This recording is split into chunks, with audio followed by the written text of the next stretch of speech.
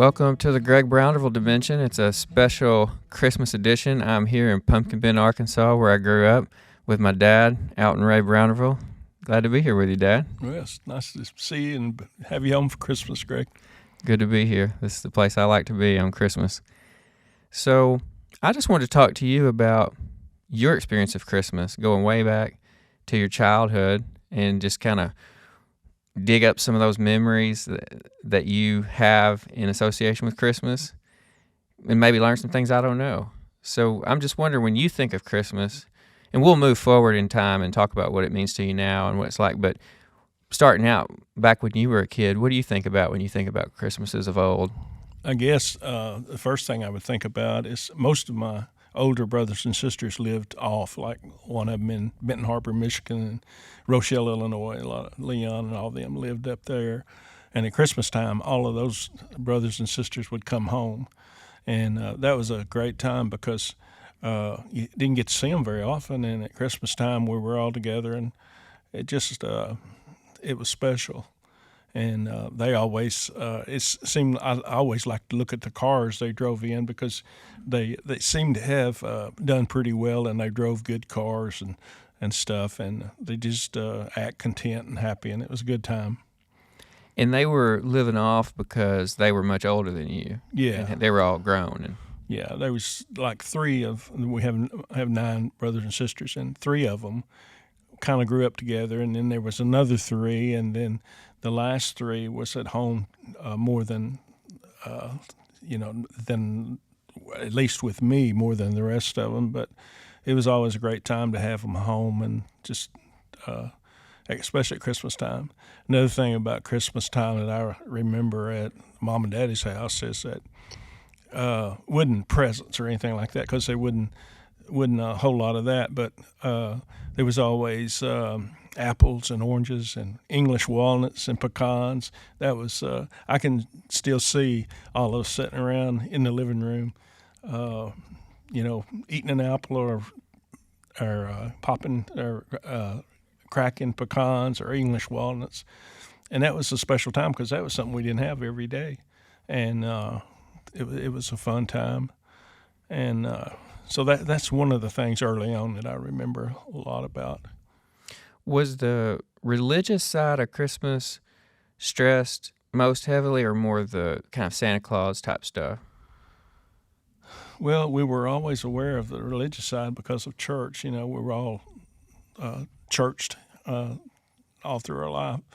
But there was also, I know Carlos, a lot of my next oldest brother, he would always, they had a Santa Claus suit, and he would always come in. And we were small at that time. He was married, but we were still pretty small. And that was a big deal to have Santa Claus in your house. And Did y'all believe that it was Santa Claus? yeah, till, I don't know when that time came that we quit believing, but it was the real deal for us. And, I remember Aunt Laverta talking about how Grandpa, your daddy, would make fireworks. Do you remember that yourself, or is that just something you only know from hearing the older siblings talk about it? Yeah, I think that I don't remember that, but when I was 8 months old, when they lived on 42 Highway right across the bayou going toward Beataville, and they lived back in there on 60 acres of ground, and Daddy run a sawmill, so I can understand there would be a lot of blocks of wood and things like that, so I could see how that would happen. But And just for our listeners, could you explain, on the basis of your understanding from having heard from your siblings, how he did it, how he made those homemade fireworks for Christmas? Yeah, I think he would build a fire and get those coals, get the wood to turn back into coals and just red hot, and put them up on a log, an oak log, maybe 2 feet high, maybe 18 inches around, and lay those coals up there and take a sledgehammer and just hit them pretty hard, and they would spark. And I don't know how he kept it off of him, but I guess he had some kind of system about it. But I think Aunt Laverta said sometimes he would use the broadside of an axe. Yeah. and that way it probably protect him because it would smash the coals down close to the wood. But however he did it, I can see him doing that. He had him a chop block or something that he would put the coals up on? Yeah. And it was y'all had a wood stove that he would scoop up those red hot coals of fire out of? I don't, I was 8 months old, Greg, so I don't, I don't know how Yeah. he did it, but I would think that's what Aunt Laverta was saying. I would think so, because they always had wood stoves in the house. Yeah. So I could see him doing that, and just carrying them out to that log, to that piece of firewood. Mm-hmm. And so she said that they would hear some sort of disturbance, or like somebody would probably take a log or something or a board and knock it upside the house or something and make some kind of noise, and that would let them know that was Santa Claus, and then they'd all go running inside all excited. And that sort of carried on to me when y'all were little. I remember climbing up on the house and all, ho ho ho and Merry Christmas, and making some racket on the roof, and then, man, y'all would close your eyes and get in the bed and boy, go to howdy, sleep right away. Let me tell you, that was a magical thing, Dad. When I look back on my Christmases, my childhood Christmases, is you actually up there stomping and carrying on the roof of the house, making it sound like Santa and the reindeer were up there. That even carried on to the grandkids, until they got to where they were old enough to know what was going on. But that was so much fun. And a lot of times it'd be ice cold, but that was so much fun for me to get up there and do that. What was it? About 70 degrees yesterday, wasn't it? So much for the ice cold Christmases. But well, it's just hit or miss around here. It might be 70 degrees. It might be cold. Might feel actually Christmassy some years. But yeah, and it was cool because when my brother and sister started having kids and we had little kids around, I got to be part of that, carrying on the roof of the house, and I was up there with you doing that. Yeah. A lot of times we'd shine a light in the window and, kind of emulate, I guess, the sleigh or Rudolph's nose or whatever. What gave you that idea? It just came to you one year when we were little? I really don't know. Probably so, Greg, but I don't know where it came from. But that was really a fun time. And then going back to when I was a kid, that was kind of in y'all's era of being kids. But I remember Uncle Roy and Aunt Daisy coming at Christmas time. They always had gifts for us, and that was I don't know why they did it, but every Christmas you could count on them rolling into Mom and Dad's yard, and they had gifts for all of us. Well, it wasn't a lot, but maybe a pair of socks or something like that, a pair of gloves. But it was something. And probably 7, 8, 9 years old, and I wanted a watch real bad. And Dad's half-brother, Clifford, found out about it. And he had, he always had watches, and so he had some that he just put back, and he gave me one at Christmas. It had a black dial on it with a leather band, and man, when I got that, I thought, phew, this is something, Mm-hmm. And the old watch wouldn't even run, but I didn't care. It didn't hit a lick. But I would wear that watch, and they'd take a picture of me. I guarantee you I had my arm around showing that watch off.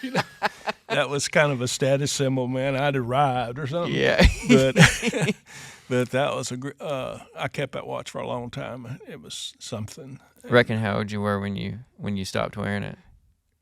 Oh, I don't know. It was probably 2 or 3 years down the road. I remember wearing it at church. Mm-hmm. I'd put my arm up on the back of the pew. That's to show that watch off. Yeah, that's like sweet. Say, it wouldn't hit a lick, but it didn't matter to me. Yeah. Then I remember one time, I don't know how old I was, but it was in the early 50s probably, so I couldn't have been very old. I was born in 47. Got a Ford truck for Christmas. Boyce got a Chevrolet car. Little toy thing. Yeah. You could wind it. You could roll it real fast and put it down, and it would run across the floor. And I kept that thing until I was a senior in high school, and I had it in my room sitting on a table. I don't know whatever happened to it, but I wished I had it. Did you tell me it was blue? It was blue, yeah, blue Ford truck. But I loved that thing because that was a special deal for Christmas, you know. And that was from Santa Claus? Yeah. Yeah. How did y'all do Santa Claus? I mean, how did your parents do it? The presents would be given on Christmas Eve night with the fireworks, or would it be, or would not? I guess you didn't have the fireworks, or was it Christmas morning under the tree as if Santa had come overnight? I think it was Christmas Eve night.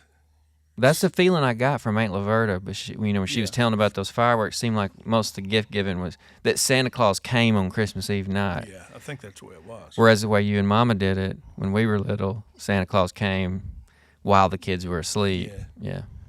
And that made Santa Claus stay up late at night putting toys together. Assembling stuff, staying putting up 3 or decals 4 on. o'clock in the morning putting things together. But that was fun too. Yeah. Getting all that arranged under the tree, and we'd watch. I'd get up early and just wait till one of y'all woke up, and then we get out. Everybody woke up and take you all down to the tree at the same time, so we could take pictures or whatever. And what kind of church activity would y'all have when you were a kid around Christmas? Did y'all have special services or something going on that marked the season?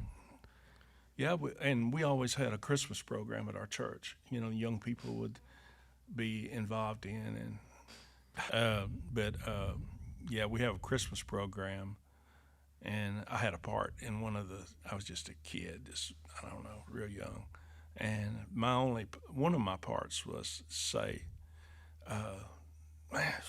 you know, it's cold out here, and tonight, and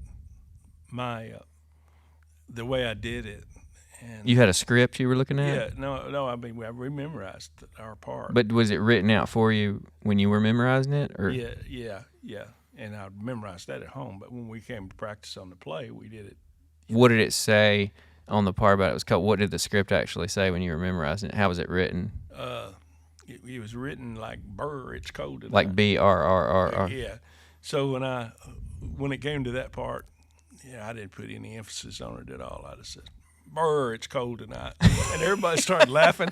And I thought, well, I guess I did pretty good on that part. But they were laughing because I had no energy behind it. Yeah, "Brr, it's cold." Brr, it's cold tonight. And for our listeners, I'll just tell them that was kind of a family joke, and because Daddy told us the story when we were really little, and so all through my life, when it's really cold, somebody will say, "Brr, it's cold."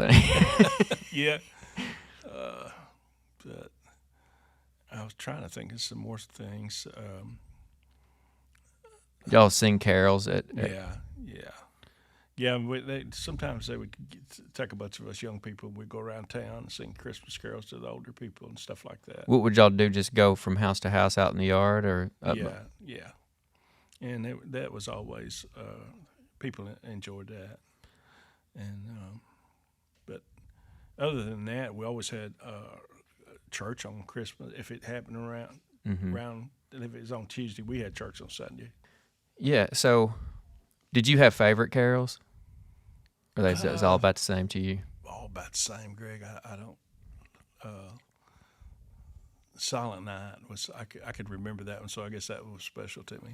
Did y'all, when y'all would carol from house to house, did you bring instruments, or you just singing? Sometimes we bring a guitar. Mm-hmm. I bet y'all's family was some of the first to be invited to participate in that, since y'all all played music. We provided the music. Because I mean, several of y'all played, right? Yeah. Daddy made sure that if we were interested, well, there was a guitar laying around. He ever blow that French harp as part of the caroling? No, I don't think the older people went. It was just mostly just the kids. Kids. Did you play guitar ever when y'all were caroling? I don't think so, Greg. But Boyce and all of them would, because Boyce was he was 2 years older. And he played at church way before I did, all the time. Yeah, that's cool. So it's a kind of a blend of the church stuff, the religious side of it, and the kind of Santa Claus type stuff. Yeah, it was. Yeah. And would you say Christmas was the main, like the most highly anticipated holiday for you when you were a kid? Or what was did you have other holidays that, Well, Christmas is it. yeah. Because we were sure that the family would all be in for that, and so, and I still, Christmas wouldn't be Christmas without all of us being together, and that was important, and it was such a good time. Mm-hmm. And so moving forward then to later on in your life, I guess when you were in college, you would come home to Tilton where you grew up for Christmases. Yep. And then I guess the first time that would have changed was after you met Mama and y'all got married. I guess that was the first time you weren't in Tilton on Christmas Eve night, would you say? Or yeah, because we had to kind of switch off, between her parents and mine, and I don't recall which night we'd be where, or which day, but we did make sure we were at both places, Yeah. And so I guess so you were in the service and you got stationed up in Massachusetts. Mm-hmm. So would that have been the first time you weren't in Arkansas during Christmas? Yeah, because I didn't come home for Christmas that year because I got up there in November. Or were you in Virginia before that? No, I was in Massachusetts at Air, Massachusetts. That's where Stacy was born. Yeah, my older So sister. I was there to do the training for Morse code. And my MOS was 05H in the Army. So that's where all of that took place outside of Boston, Air, Massachusetts. So what was that like having a Christmas away from Arkansas for the first time? It was different, but Did you miss seeing all your family? And yeah. would you say it was sad, or was it kind of sweet that it was just you and Mama and Stacy, and y'all kind of starting to create your own traditions? Well, see, Stacy wasn't born till March. Oh, okay. So your mom was pregnant, but she was. I see. Not with Stacy hadn't been born, so it was different, and we lived in this apartment. And so, do you remember much about what y'all did to celebrate Christmas that first time being away from Arkansas? I don't, Greg. Your mom would, but Yeah. Man, I can barely remember yesterday anymore. But I don't remember. I don't remember exactly what we did, but I'm sure it was okay. She was there and I was there. It would have been fine. And I guess one of the saddest Christmases for you, did you have to spend a Christmas away from home when you were in Vietnam? Yes. Yeah. Because I got over there.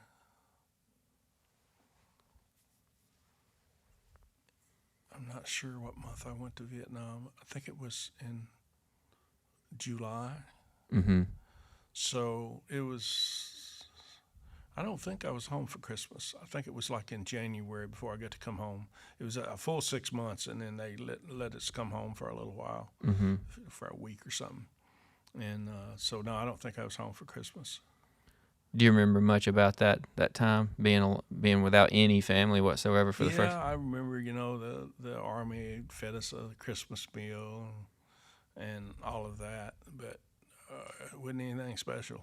It was kind of it was a little bit sad because at that time Stacy was born. And was that her first Christmas? Mm-hmm.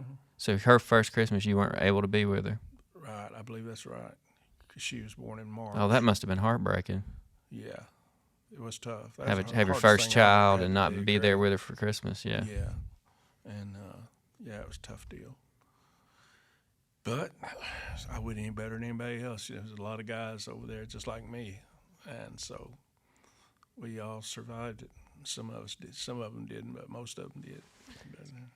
Did you have any did you make a tape, or did Mama make a tape or anything? Because just for our listeners, y'all used to make cassette tapes for each other and mail them to each other. That was the way you communicated. This is long before FaceTime or anything like that. Right. So were there Christmas tapes made? Probably. We still got a bunch of them somewhere, and I hadn't got them out in forever, and so I don't know what happened at Christmas time. There was probably one made though. Yeah. I'd go And out sent way in advance so that. Yeah, I'd go out in a bunker because it took a couple weeks for them to get here. So I'd go out in a bunker and by myself and make a cassette tape, and I'd go out there to listen to them when I got them too, and because I wanted to be by myself when I listened to those.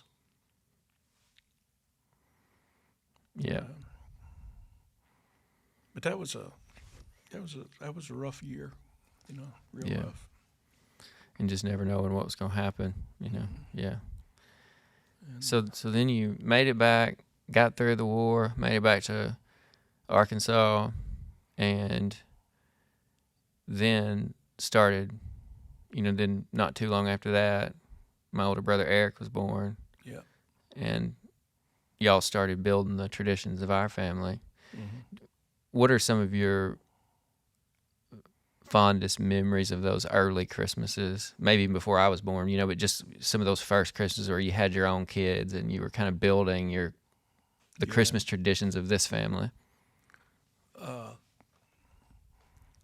We tried to do all we could for Stacy and Eric before you were born, and you after. But we just tried to figure out what was important to y'all and do that the best we could, Mm-hmm. and make sure you had things that you look forward to having at Christmas. Mm-hmm.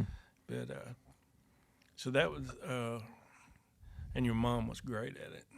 Oh man, She don't ever forget a thing. Like you asked me a question, I have a hard time remembering. Not her. She can remember things that's amazing. Yeah. And well, she made those. Some people wrap all the gifts from Santa, and so the kids come in and unwrap. But Mama had this idea, and I think she got this from Mimi, her mama, that you don't wrap the big presents. They're just there as if Santa pulled them out of his big bag and just set them. And that created such an amazing visual experience for us. We would be all sleepy-eyed walking in there on Christmas morning. It was just like magic and wonder. Like you see all these colorful things that Santa had set out. It was just, when I look back on those moments of walking into that room and seeing the tree and all the gifts laid out, those are some of the most magical moments of my childhood. Yeah. Y'all did magical for us too. Yeah, I bet y'all did a great job with that. Yeah, and that was more of your mom than me. I put together toys, but she would arrange how it would look, and she did a great job. She would take the stockings down off that were hanging over the fireplace. Mm-hmm. She would take them down and kind of prop one. If it was my stocking, it would be propped up against one of my gifts, and I remember all that. Yeah, and she had this kind of a funny thing, because we would get kind of because we thought, well, Lord, if Santa's, he's got all the gifts in the world, and he's a good-hearted old guy, and got them elves to help him, so we can just get anything we want. It's the way we looked at it. I mean, if we'd been good, we got to get whatever we want. So our requests, our Christmas list, wish list, were getting a little extravagant. And there were times in there where, it's not like y'all could just get us anything we wanted. Just couldn't afford anything under the sun. And so Mama had this innovation on the Christmas story that was quite clever. She said, "Well, honey, listen. I mean, Santa and his elves make it, but we still have to pay them." Which was a great thing. That kind of slowed down your wish list. Well, yeah, it kind of like, curtailed our kind of imaginings as to what was possible. And that was a useful innovation on her part. That cracks me up when I think back. Pretty cool. Yeah. Yeah. I remember one time Eric got a motorcycle. And Lord help, I mean, that's one of my most magical memories, is because of how happy he was. Yeah. That was just, I think, one of the best days of his life. Yeah. When he got he sees that in Cole. He got Cole, this bike right here, We're sitting here looking at one right now in the shop. And it looked just about like the one that we got Eric, and Eric's reliving all of that through Cole. I could tell. Exactly. Eric sent me a video he made on his phone the other day of Cole, because Cole couldn't wait, so he got it a couple weeks early. And Cole was riding that thing around this big yard out here in Pumpkin Bend. And I was like, this is just the whole thing being replayed, and it's right. It's like Eric got to experience that magic as a kid, and now he's getting to experience it from the perspective of the father. I think it's important for him to give Cole that same experience that he had, and 100%. he did. Yeah. Noah, he's more into music and stuff, but we try to do that for him too, and his own interests. But he's carrying on that musical tradition of the Brownville slang. Yeah.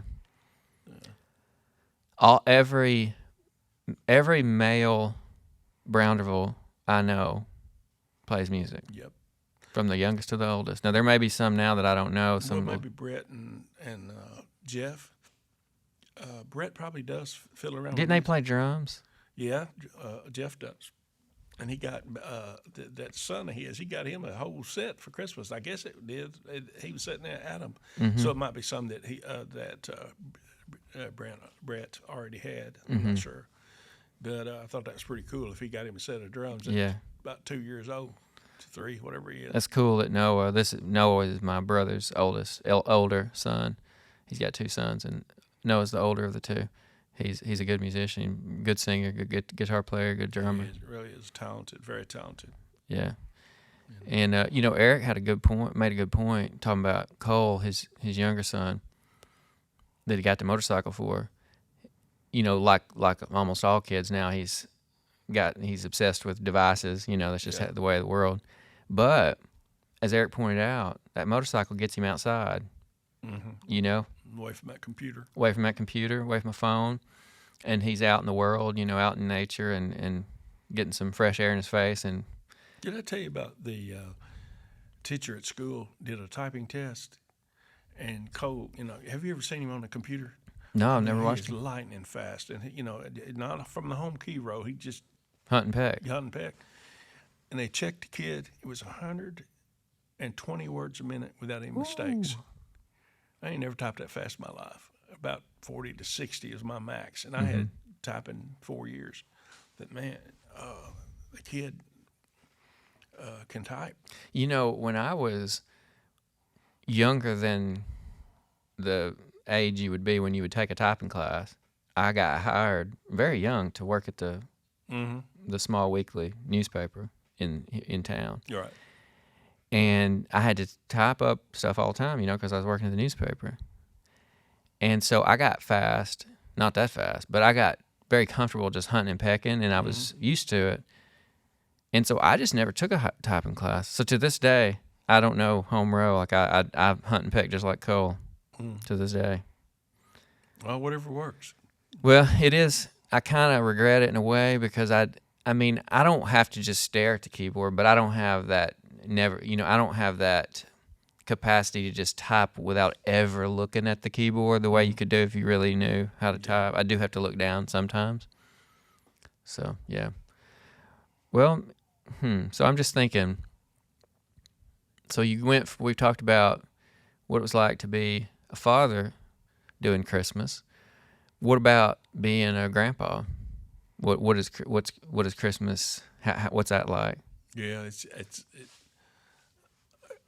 Greg, I love y'all. The 3 of y'all, our own kids, but man, I love them too. Mm-hmm. You got 4 grandkids. Yeah, and there's not that much difference, as far as wanting them to have a memorable time at Christmas, or every day, really. And we go to Cole and Noah's concerts at school, and band concerts and things, and feel like it's important to support them in whatever they're doing, and we try to do that. So, and Caitlin and Alec, such good kids, and so we've always tried to be a part of their lives too. And at Christmas time, if you'll notice, they're going to be here. Yeah. And I told your mom, I said, man, that means so much to me, that know that the kids and grandkids want to be here. Yeah, everybody wants to be in Pumpkin Bend on Yeah, Christmas. on Christmas.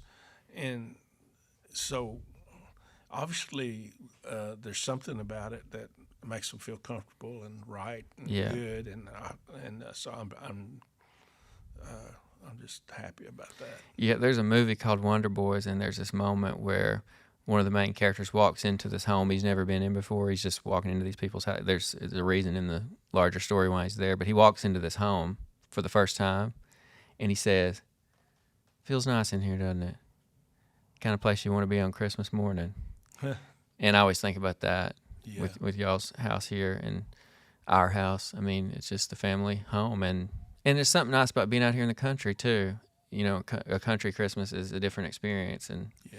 Well, like I said, at times we've thought about, maybe selling our house and moving away, but it never felt right because there's too many memories. so many memories, and y'all've made them, man. You just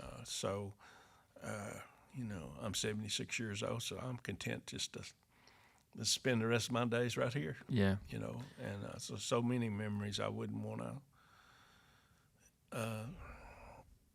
I think the kids and grandkids, I think y'all and the grandkids would not like it at all if we moved away. Well, and part of it is something we were talking about the other day, Daddy, that, you and our then preacher, Brother Dory, built this house with your own hands. Right. And the thought of you out there with hammer and nail building it, that's part of it too. Mm-hmm. There's a soulfulness in that. And we just lost Brother Dory. How long ago was that? Probably a month and a half ago, maybe. Yeah, he just died. We went down to his He was a funeral. very special preacher. And Good guy.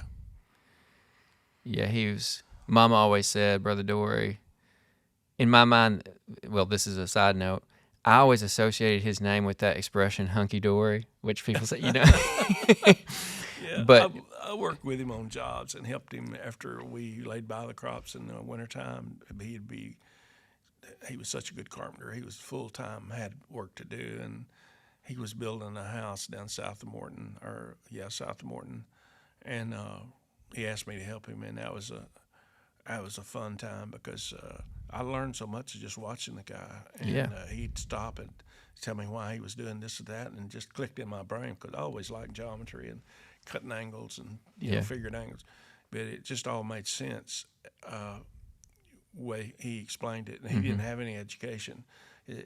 Had to learn how to read. He learned how to read the best he could by reading the Bible. But I mean, as far as being smart, and this guy had a head full of sense. yeah, He was something else, and I had the utmost respect for him. and that benefited you so much. I mean, because you wound up like you've built any number of outbuildings here, and built a music room for Eric and me to play music in, and built a shop, and built furniture for us. And I remember building things for Stacy's room when we were little. Built me a little writing desk when I was I was at 7 a years funeral old. the other day in Heber. I was helping Brian and working as his funeral director, and this lady came up to me and she said, "Are you Alton Brown DeVille from Pumpkin Bend?" I said, "Yes," and I didn't recognize her, but it was Leno Meredith's daughter. Oh, And she said, "You knew that Dad died?" And I said, "Yeah, sorry to hear that." And she said, "You built the cabinets in his house?"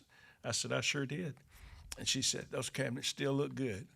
how about that? And I said, "Well, I'm glad to hear that." But I mean, Liz Leno was kind of a legendary character here in Pumpkin Bend, long-time denizen of Pumpkin Bend, colorful guy. I could tell you that story about the chain if you want me to. Yeah, tell it. One time, there's a little country store up here at Pumpkin Bend store, and this guy that ran it was Jewel Wiggins, and he was something that we all loved him. And one day we were sitting around the old wood stove just carrying on, and old Leno drove in, and he had a telephone pole hooked with a chain behind his truck. And my brother-in-law, Rick Woodall, he said, "Leno," he said, "why you got a telephone pole hooked to your truck?" He said, "Well," he said, "the brakes went out on my truck." And he said, "I just let off on the clutch." And he said, that pole will stop me. He said, "Well," He said, well, what do you do when you need to turn around and go the other way? He said, ain't no problem. I just unhook the chain and hook to the other end of the pole and take off. But, I mean, he was so quick on his feet. But tell him what he was really up to. Yeah, do what? Tell our listeners what he was really up to.